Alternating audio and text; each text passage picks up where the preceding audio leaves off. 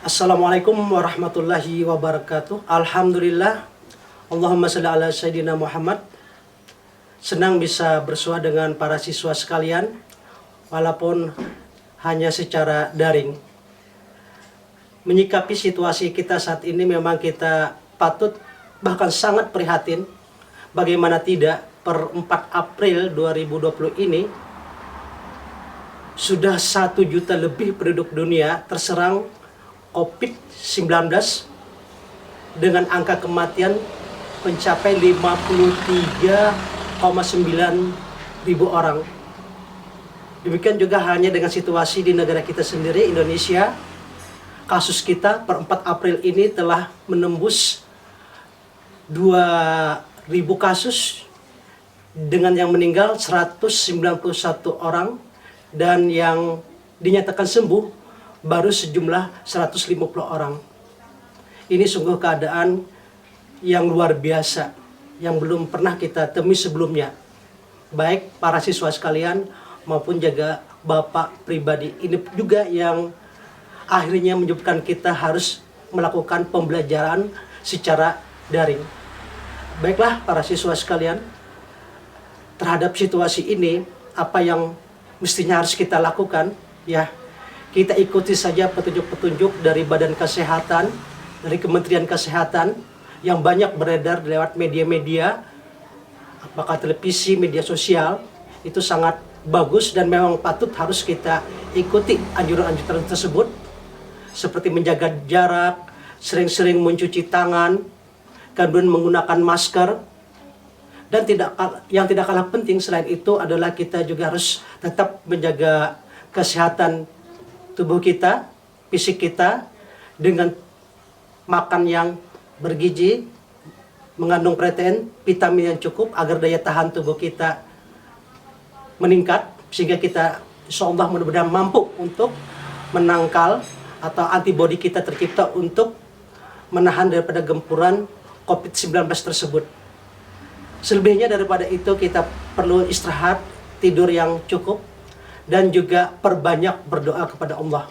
Bagaimanapun juga ini tidak lepas daripada kehendak yang maha kuasa. Mudah-mudahan kita terlepas daripada daripada bala musibah yang ditimbulkannya bukan hanya untuk diri kita, tapi juga keluarga kita, lingkungan kita, dan masyarakat kita. Kalau Allah menghendaki itu terjadi, maka itu akan terjadi. Kita berharap yang terjadi adalah bahwa kita dan keluarga kita diselamatkan oleh Allah Subhanahu wa taala. Demikian sekedar pengantar para siswa sekalian menyikapi situasi kita saat ini. Berikutnya kita akan mendiskusikan tentang materi pelajaran kita, yakni tentang integral. Sebelumnya kita sudah belajar tentang masalah limit. Dari limit tersebut akhirnya kita menemukan konsep turunan atau derivatif. Nah, itu sudah kita jalani. Kita sudah berdiskusi tentang itu, konsep-konsepnya, contoh-contohnya, sampai kepada penerapan daripada terakhir adalah daripada penerapan turunan. Nah, kali ini kita akan mempelajari tentang masalah integral.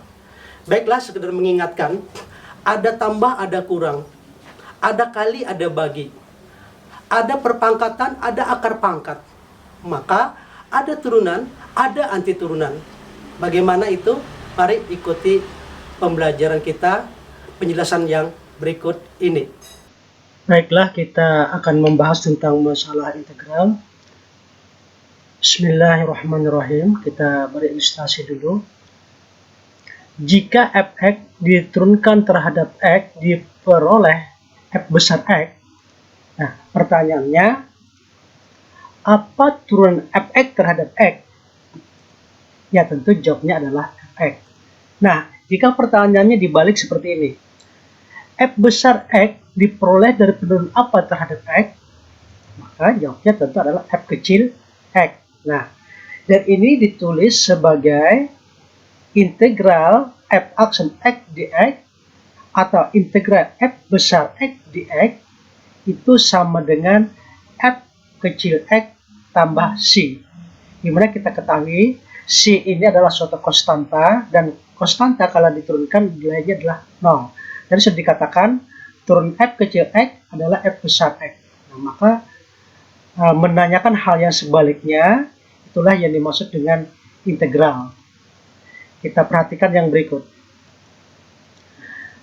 Jika Y sama dengan F kecil X, maka ya, Y aksen itu maksudnya adalah F kecil aksen X turunan FF terhadap DX, atau boleh juga kita tulis sebagai D besar X, FX seperti ini.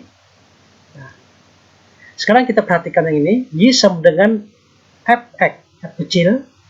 Ini kalau kita turunkan, ya, tadi sesuai dengan yang dijelaskan sebelumnya adalah F besar X. Ini namanya adalah turunan atau diferensial. Nah, sekarang kalau arahnya terbalik, F besar X ini diturunkan dari mana? Maka jawabnya adalah F kecil X. Nah, ini namanya adalah anti turunan atau integral. Ya. Berikut, jika Y sama dengan 2X kuadrat plus 3X, maka, nah, kita lihat, kita tulis ulang, kita lihat turunannya. Nah, itu adalah F4X tambah 3, di mana pangkatnya ini kita kurang 1, 2 kurang 1 jadi 1. Kemudian pangkat yang ini kita kalikan dengan koefisien X, jadi 2 kali 2, 4. Nah, jadi yang dapatnya adalah 4X. Kemudian kita perhatikan 3X. Ini koefisiennya 3, pangkatnya 1. Nah, 1 kali 3, 3. 1 kurang 1 pangkatnya 0, jadi X pangkat 0 adalah 1. 3 kali 1 ya 3. Nah, ini adalah turunan atau diferensial. Nah, menanyakan hal yang sebaliknya, 4X tambah 3 ini diturunkan dari mana? Ya, tentu diturunkan dari 2X kuadrat plus 3X. Nah, seperti ini. Ini namanya adalah anti turunan atau integral. Kita lanjut berikut. Nah, secara umum, jika Y sama dengan AX pangkat N, ini kalau kita turunkan, maka nanti koefisiennya menjadi A kali N, kemudian eksponen atau pangkat daripada X ini kita kurang 1, N kurang 1. Nah, sebaliknya, untuk anti turunan, secara umum, kalau Y aksen sama dengan AX pangkat N, maka nanti artinya integralnya adalah Y sama dengan AX pangkat N tambah 1 dibagi N tambah 1. Ini bisa kita buktikan kalau ini kita turunkan, N tambah 1 pangkatnya ini, kalau dikurang 1 jadi N. Nah, ini betul N. Kemudian ini A dikali N tambah 1 untuk Y aksennya, turunannya, dibagi dengan N tambah 1, jadi A dikali N tambah 1 dibagi N tambah 1 ya A. Ini sudah klub. Sekarang mari kita latihan. Kita lihat integral 2X dx. Yuk kita lihat, ini X pangkatnya 1. Ya, 1 tambah 1, 2. Kemudian 2 bagi 2, 1, X pangkat 2. Jadi hasilnya, ya benar. Jadi hasilnya adalah X pangkat 2, jangan lupa tambah C, konstanta. Karena turunan daripada konstanta itu nanti adalah 0, konstanta itu bisa apa saja, bisa 2, bisa 3, dan seterusnya. Selanjutnya yang ini, integral dari 3X min 5 dx, ini sebaiknya kita beri tanda kurung ini. Kita turunkan kita integralkan terhadap dx, maka X pangkat 1 di sini, jadi nanti menjadi X pangkat 2. Kemudian koefisiennya 3 dibagi 2. Kemudian yang ini X pangkat 0 menjadi X pangkat 1, 5 bagi 1, 5. Jadi nanti 5X. Sehingga hasilnya adalah, ya, 3/2 X kuadrat min 5X tambah C. Terus, yang berikutnya, 3X kuadrat plus 4X min 5 dx. Nah, ini kita perhatikan. Pangkat 2 nanti jadi pangkat 3. 3 bagi 3, 1, X pangkat 3. Yang ini 4, X pangkat 1, X1 jadi 2, nanti jadi X pangkat 2. 4 bagi 2, 2. Jadi nanti 2x pangkat 2. Yang ini min 5, x pangkat 0, jadi x pangkat 1, 5 bagi 1, 5. Kita lihat hasilnya. Ya.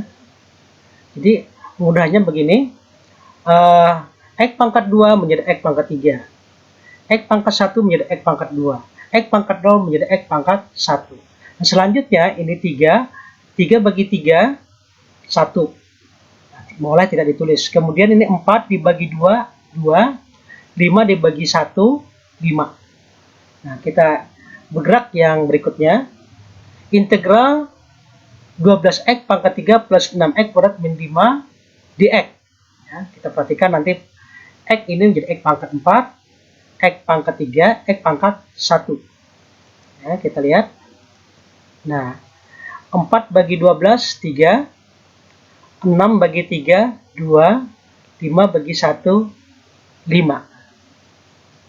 Oke, sekarang mari kita latihan di Google Form untuk lebih memantapkan pemahaman kita, pemahaman kalian tentang integral yang telah kita diskusikan. Kalian boleh membrowsing situs ini dan diklik atau kalian capture ini, QR ini. Ya, kita tunggu beberapa saat. Nah, sudah muncul uji kompetensi integral. Jangan lupa nanti nama, kelas diisikan. Kemudian di next. Ini baru bisa dilanjutkan kalau kalian mengisikan dua hal ini. Nama dan kelas. Jangan lupa nanti di submit. Dan kalau memang nanti hasil kalian masih ada yang salah, ya kalian boleh untuk mengulangnya lagi. Demikian, semoga bermanfaat dan Allah senantiasa memberikan bimbingan kepada kita. Assalamualaikum warahmatullahi wabarakatuh.